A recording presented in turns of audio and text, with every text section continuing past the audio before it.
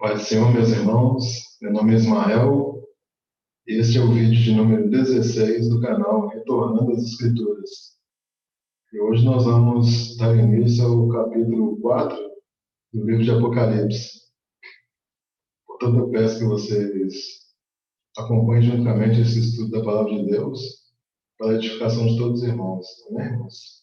Peguem aí desde já suas Bíblias, o seu aplicativo, né, para que possamos juntos estudar a Palavra de Deus nesse momento, amém, irmãos?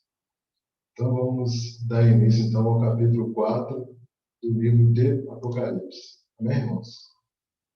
Bom, irmãos, chegamos no capítulo 4, né? Nós vimos inicialmente no capítulo 1, Cristo colocando as lâmpadas em ordem, né? Porque Cristo ele é o sumo sacerdote, segundo a ordem de Melquisedeque. Então, como o Cristo nos vê como uma menorá, no capítulo 1 ele está colocando as lâmpadas em ordem. No capítulo 2 ele está acendendo as lâmpadas. Ou seja, como é que Cristo está acendendo as lâmpadas? Emitindo palavras de elogio ou de repreensão para as igrejas. Essa é a forma como ele está acendendo as lâmpadas. E aqui no capítulo 4, né, agora as lâmpadas já estão acesas. Né? E Deus agora ele está nos enxergando como se nós já estivéssemos no templo, né, com as luzes da menorá acesa. E agora é um novo momento, né, onde o fogo da igreja ele já está aceso. E agora, com o fogo aceso, a igreja já está preparada, né? Ou seja, Cristo vai demonstrar, né, o restante das coisas, porque a igreja já está preparada. Até então, Cristo não revelou ainda coisas que vão acontecer, exatamente porque ele está preparando a igreja. Mas a partir desse momento, a igreja já está preparada para as coisas que ele vai mostrar futuramente. E ele vai mostrar uma coisa importante aqui no capítulo 4. Ele vai mostrar que Deus está no controle de todas as coisas.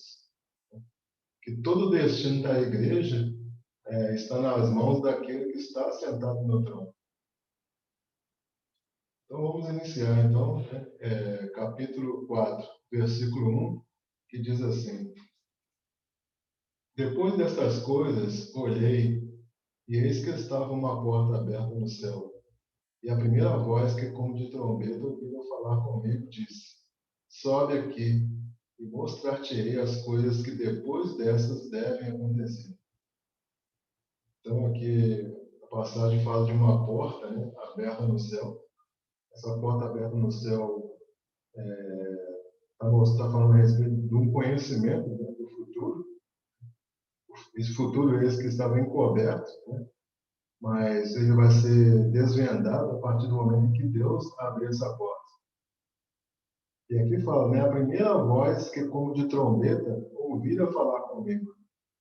Ou seja, João aqui está se referindo àquela voz, né, que Cristo tinha falado com ele lá no capítulo 1, né, nos versículos 9 a 12, que Cristo falou com João, né, com voz de trombeta. Ou seja, aqui ele está relembrando isso aqui. Aí diz, depois dessas coisas, ou seja, quando ele fala que depois dessas coisas, não é depois do arrebatamento. Então, muitas pessoas interpretam esse depois dessas coisas aqui, depois do arrebatamento. Não está falando que, não está dizendo aqui depois do arrebatamento. Quando ele diz aqui depois dessas coisas, é depois do trabalho de acender a menorá. No capítulos 2 e 3 ele estava acendendo a menorá. Ou seja, depois do trabalho de acender a menorá, aí Cristo vai mostrar o que vai acontecer depois disso. O que vai acontecer depois que Cristo acender a menorá? Porque agora a igreja já está com todas as luzes acesas. O que vai acontecer depois do recado às 7 igrejas? E a gente viu que quando Cristo ele estava lá no meio das igrejas, ele estava cuidando das igrejas, protegendo, exortando, mostrando para a igreja que ele conhecia a igreja. E aquelas igrejas está falando também de nós também. Ele está também no meio de nós, ele está cuidando de nós, nos protegendo e nos exortando e mostrando para nós também que ele conhece a igreja. E agora a igreja vai passar por momentos difíceis. A igreja vai enfrentar batalhas, a igreja vai enfrentar inimigos. E isso é o que Cristo vai mostrar, vai passar a mostrar agora, né, a partir dessa porta que foi aberta. Versículo 2. E logo fui arrebatado em espírito, e eis que um trono estava posto no céu, e um assentado sobre o trono. Irmãos, essa expressão aqui, arrebatado em espírito, ela não está no original grego. A expressão correta é eu achei-me em espírito, querendo mostrar que ele não estava, não era uma coisa fisicamente, né? Eu achei-me em espírito, não fisicamente, mas ele estava em espírito. E essa expressão arrebatada, quando ela aparece nas traduções, em algumas traduções até aparece em itálico, né? Ou seja, essa expressão é colocada em algumas traduções em itálico exatamente para dar uma visão de que João saiu fora de si. Não estava ali fisicamente naquele momento. E nesse momento então, em que a igreja vai passar por martírio, né? Por grandes problemas. E nesse momento, então, assim, crucial, difícil para a igreja, é que João vê, então, Deus no trono, né? João vê aqui um trono e vê alguém assentado. E esse é um consolo para a igreja, porque para a igreja perseguida, é importante saber que Deus está no trono, ou seja, um consolo para nós, né? Saber que Deus está no trono, que Deus está no Santo dos Santos e que Deus tem o controle de todas as coisas. Versículo 3 diz: E o que estava sentado era na aparência semelhante à pedra de jaspe e sardônica, e o arco celeste estava ao redor do trono e parecia semelhante a esmeralda. Então, observe aqui nesse versículo que João não vê a Deus. João descreve a glória de Deus. Porque a palavra de Deus diz lá no livro de João, capítulo 1, versículo 18, diz assim: Deus nunca foi visto por alguém. O Filho unigênito que está no seio do Pai, esse o fez conhecer. Ou seja, a única pessoa que viu a Deus foi Cristo. Ninguém jamais viu a Deus. E João, aqui nessa visão, ele não vê a Deus, ele vê a glória de Deus. Então, a primeira coisa que ele vê aqui é, na aparência, semelhante à pedra de jaspe. Essa pedra de jaspe é uma pedra transparente que oferece ao olho humano uma variedade de cores. Ela tem 5 cores e, e ela é transparente, né? E essa transparência dessa pedra, ela reflete a luz com abundância. Depois fala que é semelhante à pedra de jaspe e sardônica. A sardônica, ela é de cor vermelha, né? E essa cor vermelha, ela retrata o juízo de Deus. E fala aqui do arco celeste, né? Então, o arco celeste, né, ele é semelhante à esmeralda, né? É um símbolo da aliança da misericórdia de Deus. Então, a gente sabe que o arco celeste é conhecido por nós como arco-íris, só que esse nome íris, ele vem da mitologia grega, porque Íris era uma deusa que exercia uma função de arauto divino, ou seja, ela era uma mensageira que deixava um rastro multicolorido, né, ao atravessar o céu. Então, nós vimos aqui inicialmente, irmãos, 3 aspectos do trono de Deus, né, que João apresenta aqui. O primeiro aspecto é a luz, né, que é mostrada aqui na pedra de jaspe. O segundo aspecto é o juízo, que é mostrado aqui na pedra de sardônica. E o terceiro aspecto é a misericórdia, que é mostrada aqui através do arco celeste. Quando a gente vai para Isaías capítulo 61, versículo 1, diz assim: O Espírito do Senhor Jeová está sobre mim, porque o Senhor me ungiu para pregar boas novas aos mansos, enviou-me a restaurar os contritos de coração, a proclamar a liberdade aos cativos e a abertura de prisão aos presos, a pregoar o ano aceitável do Senhor e o dia da vingança do nosso Deus, a consolar todos os tristes. Quando a gente vai lá para Lucas, capítulo 4, versículo 17, a palavra de Deus diz assim, né? E foi-lhe dado o livro do profeta Isaías. E quando abriu o livro, né? Ou seja, Cristo, quando abriu o livro do profeta Isaías, ele abriu, né? Em Isaías, capítulo 61, versículo 2. Aí diz, né? Quando abriu o livro, achou o lugar em que estava escrito: O Espírito do Senhor é sobre mim, pois que me ungiu para evangelizar os povos, e enviou-me a curar os quebrantados de coração, a pregoar liberdade aos cativos e dar vista aos cegos, a pôr em liberdade os oprimidos, a anunciar o ano aceitável do Senhor. Interessante nessa passagem aqui, irmãos, que Jesus ele fecha o livro e não termina a leitura do livro. Ou seja, ele lê essa passagem de Isaías, mas não termina a leitura do livro. Se fosse nos dias de hoje, iam achar bem estranho, né? As pessoas iam achar bem estranho, né? Iam achar que é maluquice, né? Mas Jesus Cristo fez isso de propósito. Por quê? Porque ele não fala aqui da vingança, né? Isaías falou lá em apregoar o ano aceitável do Senhor, no dia da vingança do nosso Deus. E Cristo, quando lê essa passagem, ele vai até o ano aceitável do Senhor e não fala da vingança. Por quê? Porque na primeira vinda de Cristo, ele veio para salvar. Já na segunda vinda, não, ele virá para julgar. Então é bem diferente. Então, por isso que nesse aspecto aqui da aparência do trono de Deus, né, essa pedra sardônica por vermelha, né, é um dos aspectos do trono de Deus que retrata, né, o juízo de Deus.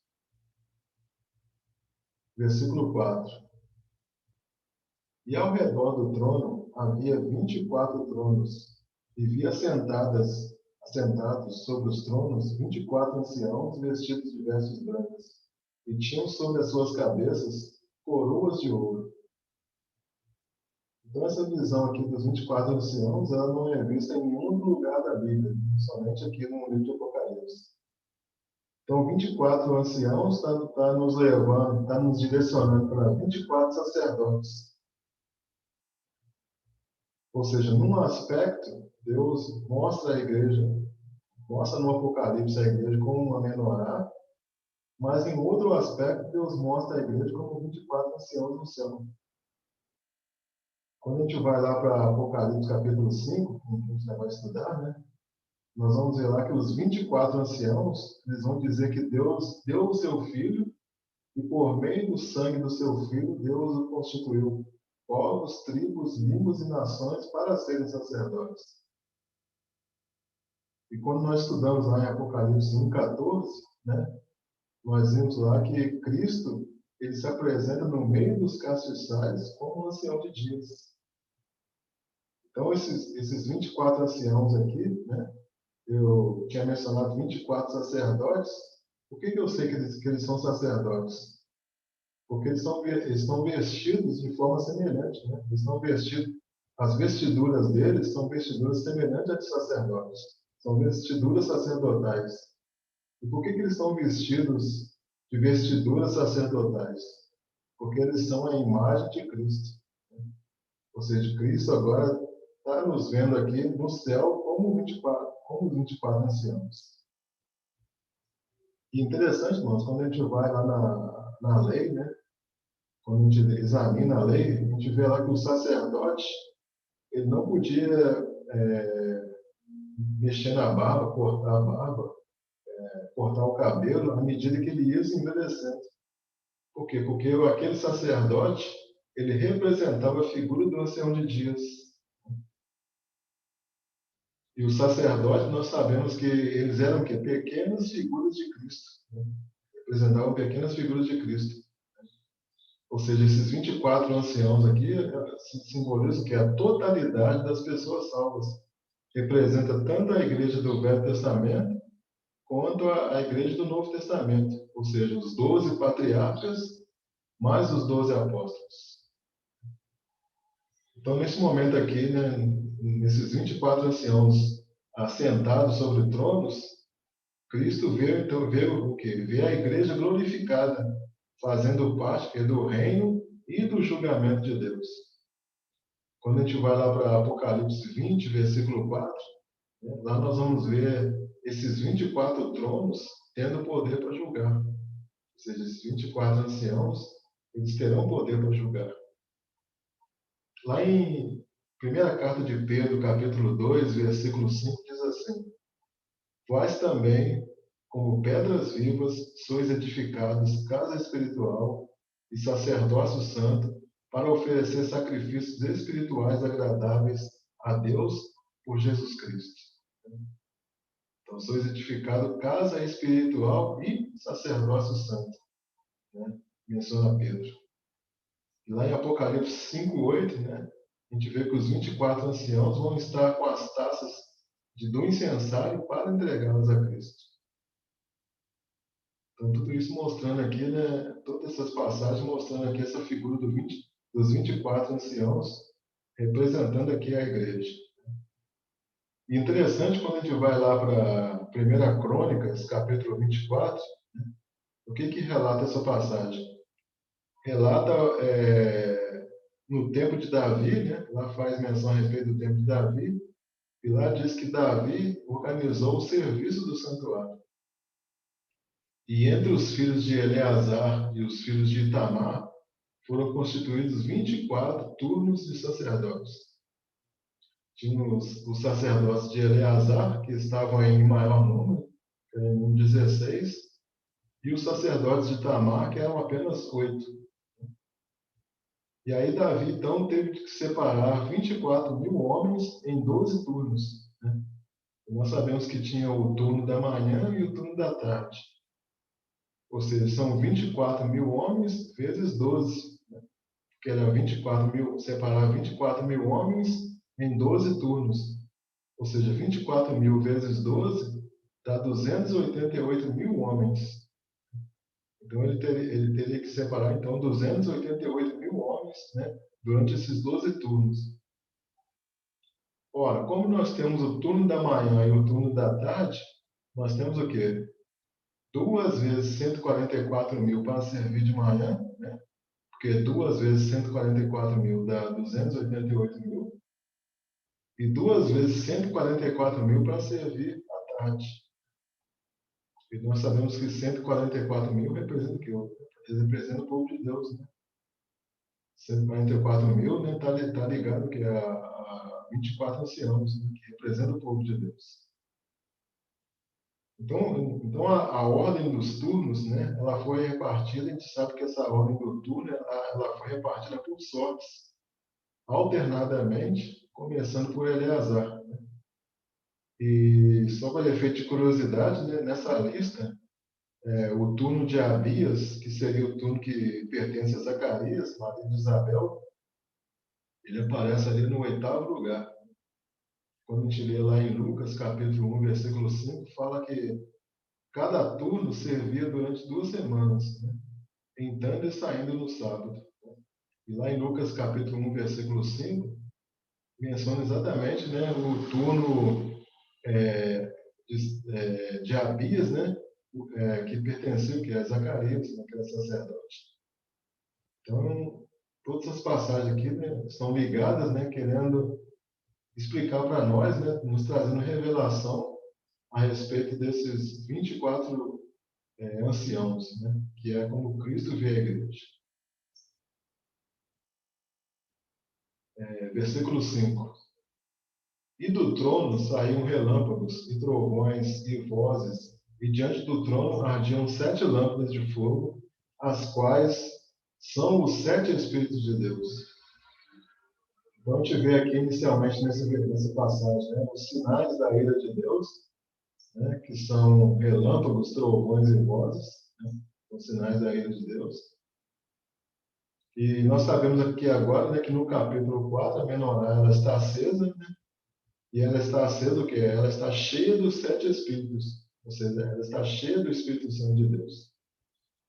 Quando a gente vai lá para Êxodo, capítulo 27, versículo 20, diz assim: Tu, pois, ordenarás aos filhos de Israel que te tragam azeite puro de oliveiras, batido para o candeeiro, para fazer arder as lâmpadas continuamente. Na tenda da congregação, fora do véu que está diante do testemunho, Arão e seus filhos as porão em ordem, desde a tarde até a manhã, perante o Senhor.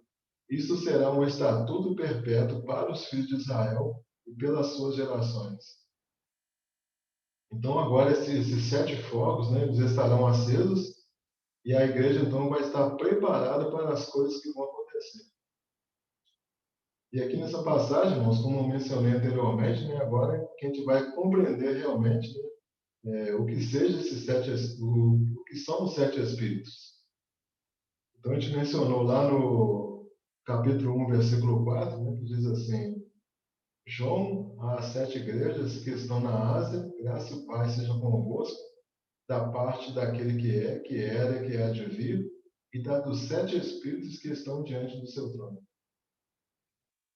Então, a primeira menção dos 7 espíritos foi lá em Apocalipse capítulo 1, versículo 4. Depois, em Apocalipse 3, versículo 1, nós tivemos a informação de que Cristo ele tem os 7 espíritos.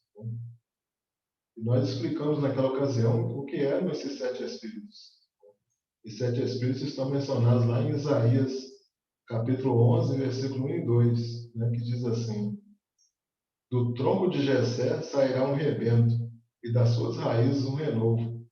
Repousará sobre ele o Espírito do Senhor, o Espírito de sabedoria e de entendimento, o Espírito de conselho e de fortaleza, o Espírito de conhecimento e temor do Senhor.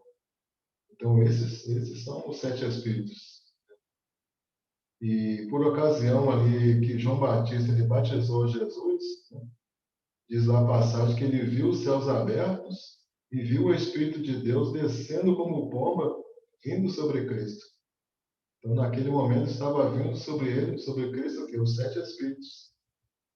E naquele momento ali, Deus está, vamos dizer assim, iniciando o treinamento do seu filho para as tarefas que ele iria executar.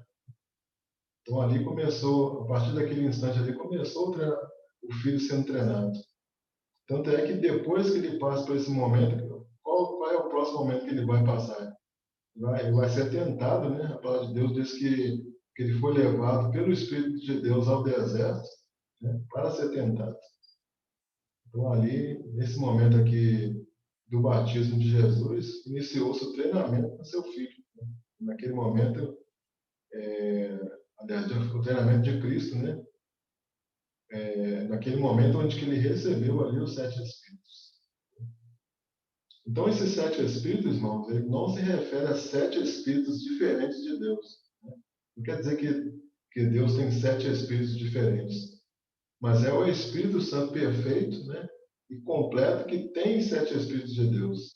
Ou seja, que tem esses 7 espíritos mencionados aqui em Isaías capítulo 11, versículos 1 e 2. Então, essa passagem aqui, irmãos, de Apocalipse 4, 5, né, ela nos conecta os 7 espíritos de Deus com as 7 lâmpadas, né, que ardem de dia e de noite, né, que estão diante do trono de Deus. Então, ela faz uma conexão dos 7 espíritos com as 7 lâmpadas, né? Que a passagem diz aqui que do trono saíam relâmpagos e trovões e vozes, e diante do trono ardiam as 7 lâmpadas.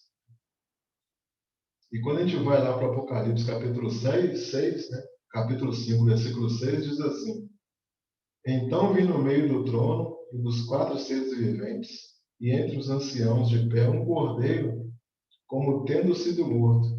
Ele tinha 7 chifres, bem como 7 olhos, que são os 7 espíritos de Deus, enviados por toda a terra.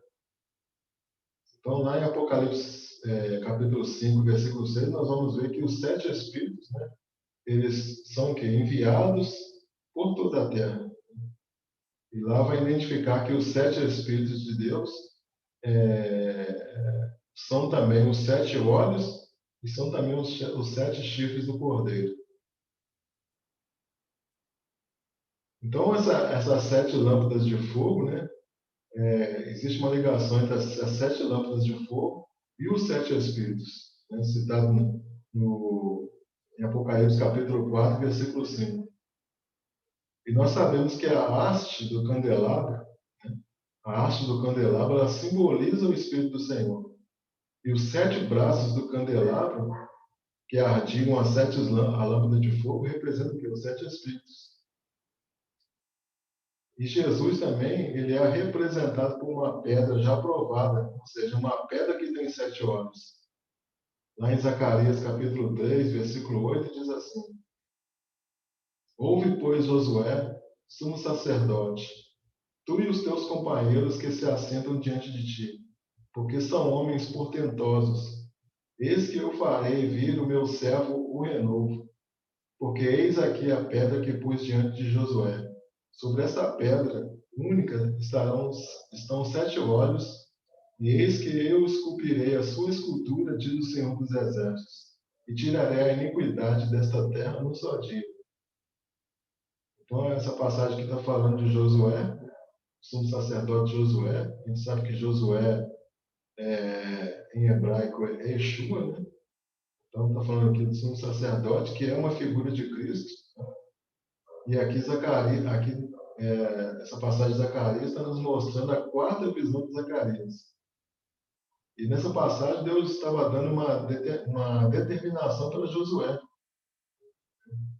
E Cristo, né, ele é apresentado ao sumo sacerdote como sendo uma pedra que tem 7 olhos. E sobre essa pedra que tem 7 olhos, diz a passagem aqui que eis que eu lavrarei uma escultura. Ou seja, Deus está pegando essa pedra, né? Deus está pegando uma pedra que tem 7 olhos e está fazendo uma imagem nela. Essa imagem que Deus está fazendo nela é a imagem de Cristo. Ou seja, significa que o próprio Cristo se fazendo homem. Aí Deus diz nessa passagem, né? Deus fala que tirarei a iniquidade num só dia. Ou seja, está falando do quê? Está falando do dia da expiação. Né? Do dia que Jesus Cristo vai vir. Né? E o interessante, irmãos, que os persas, né? Através do Ciro, né? E Ciro na palavra de Deus também é chamado de ungido, ele destrói a Babilônia num só dia. Olha só, interessante as conexões, né? Deus está fazendo aqui, quando a gente olha aqui em Zacarias capítulo 3, versículo 8, né? Deus está fazendo aqui uma ligação com as 70 semanas de Daniel, né? Porque lá diz que no final ele vai expiar o pecado e tirar a iniquidade. Né? E no versículo 8 aqui de Zacarias 3:9, aliás, no versículo 9, né? Deus está falando o quê? Do dia da expiação. Né? Deus está falando aqui fala do sacrifício de Cristo e do dia da expiação.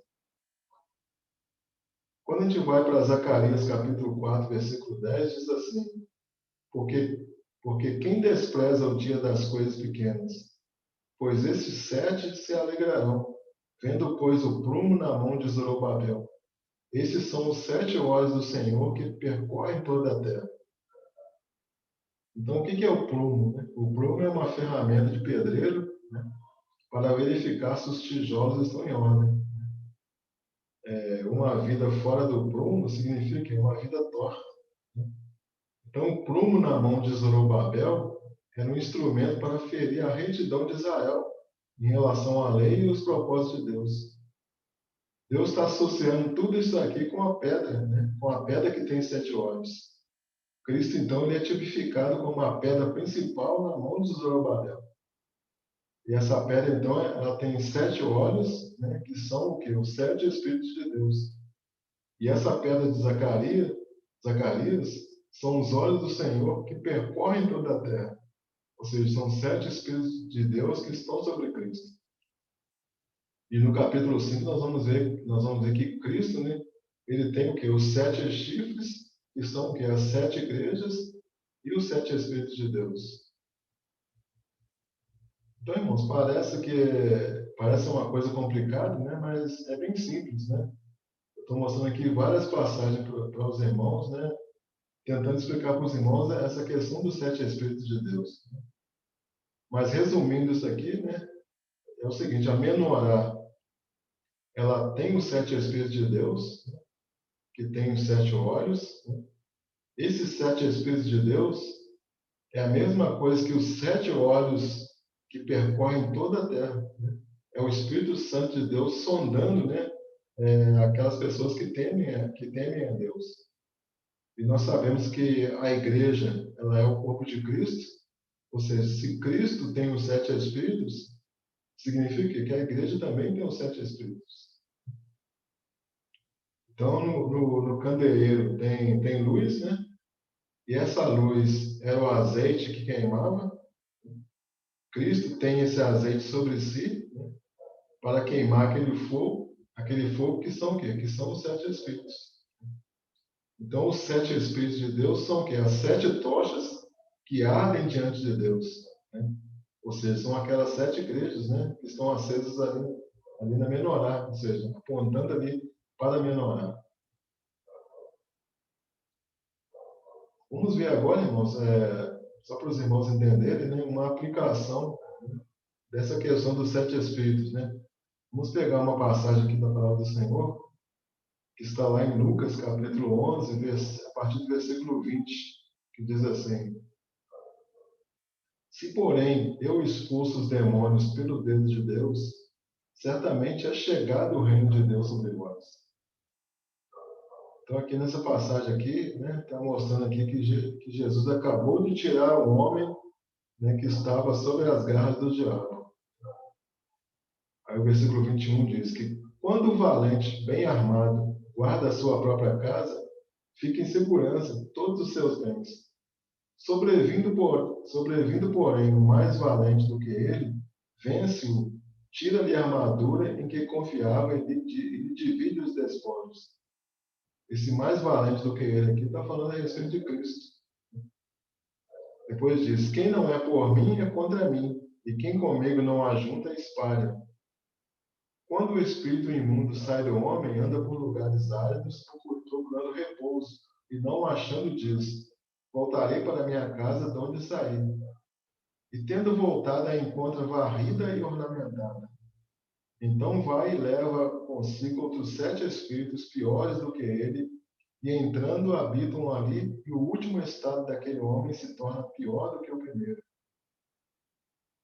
Irmãos, por que o diabo ele leva outros 7 espíritos piores? Que no versículo 26 diz que então vai e leva consigo outros 7 espíritos piores. Por que ele faz isso, né? Porque os 7 espíritos do Senhor estavam naquela casa.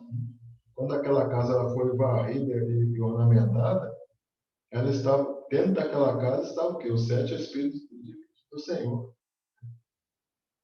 E para que o diabo volte, né, a habitar naquela casa, o que diz aqui, né? Que ele vai e leva consigo outros 7 espíritos piores. Por quê? Porque naquela casa estavam o quê? Os 7 espíritos do Senhor. Essa é uma aplicação, né, aqui na palavra do Senhor que nos dá um entendimento, né, a respeito dos 7 espíritos. Amém, irmãos? Então, eu vou encerrar o vídeo por aqui. Nós vamos dividir o capítulo 4, né, em 2 partes, né, para não ficar um vídeo muito grande e também para não ficar confuso, né, para o entendimento dos irmãos.